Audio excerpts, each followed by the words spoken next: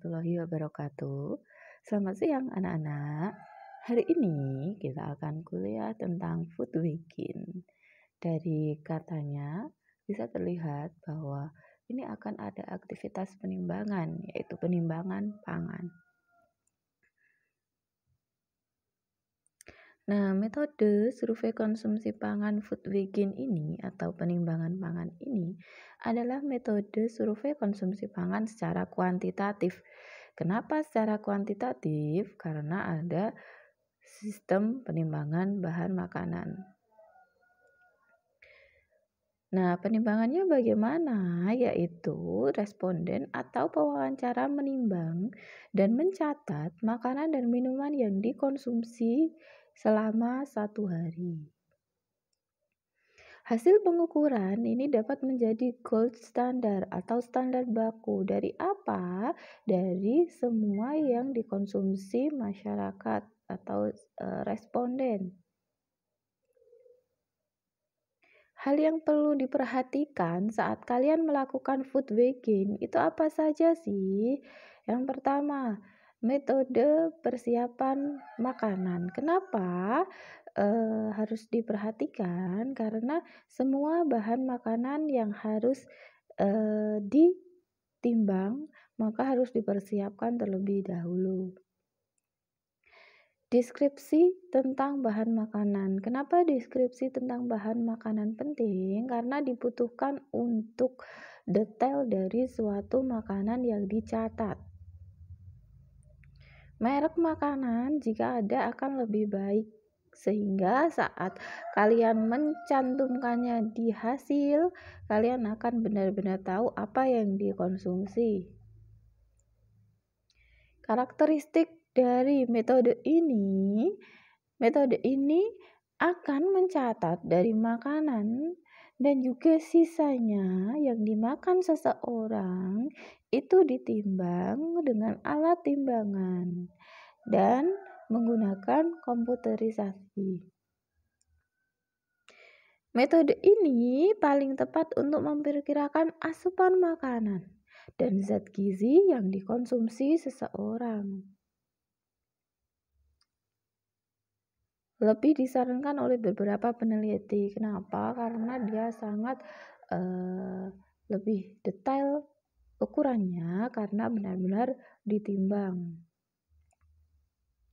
Membutuhkan tingkat kerjasama yang tinggi. Karena metode ini akan menimbang semua makanan yang akan dikonsumsi seseorang dan juga mencatatnya, maka membutuhkan kerjasama dan memiliki dampak terhadap kebiasaan makan seseorang. Kenapa memiliki dampak terhadap kebiasaan seseorang? Karena saat seseorang mau menimbang makanan yang dia konsumsi, mungkin dia akan merubah pola konsumsinya. Biaya timbangan yang mahal ini merupakan salah satunya ya. Tingkat ketepatan lebih tinggi dibandingkan pencatatan perkiraan bahan makanan, jelas karena dia juga menimbang bahan makanannya. Tujuannya untuk apa sih food hygiene ini? Yang pertama yaitu mengukur akurat asupan makanan dan zat gizi. Kemudian menghasilkan hasilnya itu dapat sebagai standar untuk konseling gizi.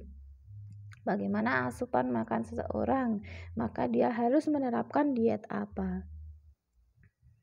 Menjadi gold standard atau aturan baku karena dapat melihat dari hasil food hygiene ini dapat dilihat dari makanan seseorang yang biasa dimakan. Alat yang digunakan apa saja sih? Yang pertama yaitu timbangan makanan, formulir penimbangan, URT dan ukuran porsi makanan, alat tulis, DKBM, daftar komposisi bahan makanan, kalkulator, software bisa misal NutriSurvey, pedoman survei. Kelebihannya apa? Kelebihan metode ini paling akurat, data valid, tidak tergantung pada daya ingat karena memang semua makanannya dia akan ditimbang terlebih dahulu dan sisanya juga ditimbang. Nah, dapat menganalisis pola makanan dan kebiasaan makan seseorang, dapat mendukung interpretasi data lab, antropometri, dan klinis. Kenapa? Karena saat misalkan data labnya itu memperlihatkan bahwa dia mengalami anemia, kemudian antropometrinya memperlihatkan bahwa dia gizi kurang, atau klinisnya dia terlihat sangat kurus, itu adalah sebuah status gizi yang terlihat akibat dari asupan makanan yang kurang. Dan saat asupan makanannya itu diteliti dahulu, maka akan melihatkan asupan makanan yang kurang. Data status gizi berupa data lab, data antropometri, data klinis itu akan terlihat saat kondisi status gizinya sudah buruk. Pengukuran selama beberapa hari lebih akan mewakili asupan makanan. Ya, kurangannya apa sih food weekend ini? Responden enggan menimbang makanan yang akan dimakan ataupun saat dia makan di luar rumah, dia pasti akan enggan menimbangnya terlebih dahulu. Beban yang tinggi yang diemban responden. Kenapa? Karena responden harus ikut aktif dalam pengumpulan data ini dengan cara menimbang makanan yang dia konsumsi, kemudian sisa yang dia konsumsi, yang mengakibatkan tingkat respon atau tingkat dari seseorang mau terlibat dalam penelitian ini sangat rendah. Peneliti harus membeli atau mencari makanan yang mirip dengan yang dimakan responden. Misalkan responden itu memakan makanan dari luar dan dia tidak menimbangnya, maka peneliti harus membelinya untuk tahu seberapa dan bagaimana makanan itu. Menuntut motivasi dan pengertian yang tinggi dari kedua belah pihak. Kenapa? Karena responden harus benar-benar ikut aktif di sini. Dia ikut menimbangnya, dia ikut mencatatnya.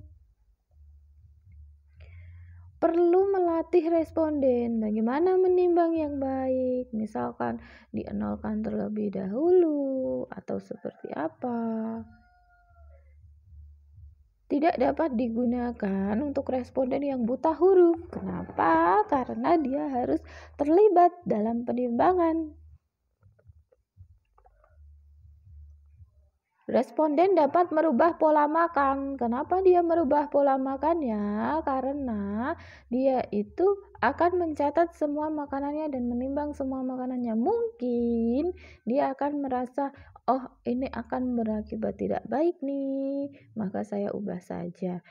Nah, itu dapat diantisipasi dengan bagaimana? Yaitu dengan cara memberikan pengertian bahwa tujuan dari penelitian ini adalah murni untuk penelitian dan hasilnya akan menjadi rahasia. Karena hasil penimbangan dan pencatatan harus ada, mungkin responden tidak bisa atau kurang bisa bekerja sama. Memerlukan waktu yang lama, memerlukan tenaga yang tenaga analis yang intensif dan mahal. Kenapa? Karena banyak data yang dianalisis. Kesalahan pelaporan yang signifikan masih bisa terjadi, misalkan dalam penimbangannya salah atau sisa makanannya tidak ditimbang.